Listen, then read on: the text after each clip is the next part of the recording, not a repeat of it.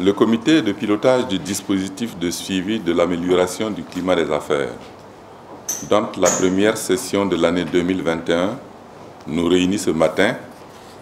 est l'instance qui nous permet d'apprécier le chemin parcouru et de prendre les décisions qui s'imposent pour rendre notre pays encore plus attractif. C'est pourquoi je voudrais saluer votre participation à ces travaux. Je traduis ma profonde gratitude aux partenaires techniques et financiers, singulièrement à la représentation de la Banque mondiale pour son appui constant aux efforts du gouvernement. La présente session se tient dans un contexte marqué par la persistance de la maladie à coronavirus et le défi sécuritaire qui éprouve à bien des égards notre pays, tant sur le plan économique que social. Elle se tient aussi dans un contexte marqué par la stagnation de notre pays dans le classement Doing Business.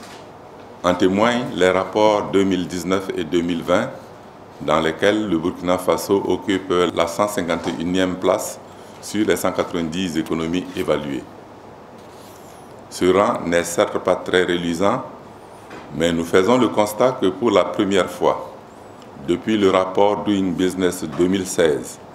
le Burkina Faso n'a pas connu de recul dans le classement,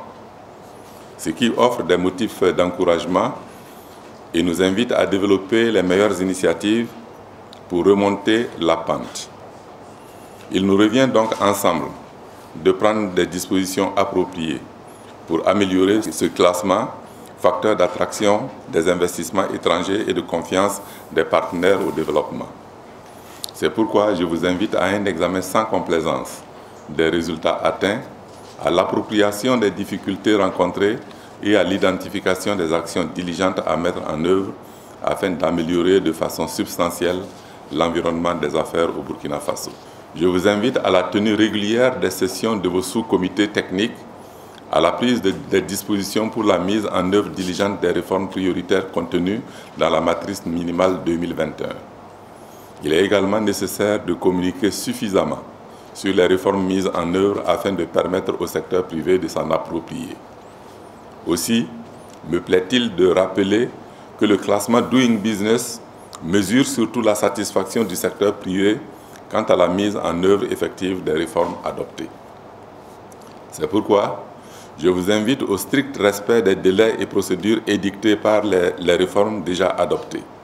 J'exhorte le secteur privé à toujours accompagner le gouvernement dans l'identification et la mise en œuvre des réformes, mais surtout à être le porte-voix des efforts que nous fournissons au quotidien pour le plein épanouissement des acteurs du monde des affaires. Je voudrais indiquer que le comité de pilotage a tenu sa session sous la présidence de son Excellence, Monsieur le Premier ministre, et avait à son ordre du jour l'adoption du rapport de mise en œuvre des réformes que nous avons entreprises en 2020, mais aussi d'adopter un nouveau plan d'action pour la mise en œuvre des réformes en 2021. Et bien entendu, lors de la dernière session, il nous avait été demandé à ce que notre pays, au-delà donc des actions planifiées chaque année, que nous puissions disposer d'un plan stratégique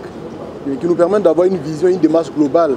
et mieux planifier donc des actions, des réformes qui sont prévues donc en matière d'amélioration du climat des affaires. Et avec l'accompagnement de nos partenaires techniques et financiers, notamment la Banque mondiale, un plan stratégique a été adopté pour que nous disposions désormais donc d'une feuille de route pour 2021-2025 pour que nous puissions être de manière assidue au niveau donc des réformes.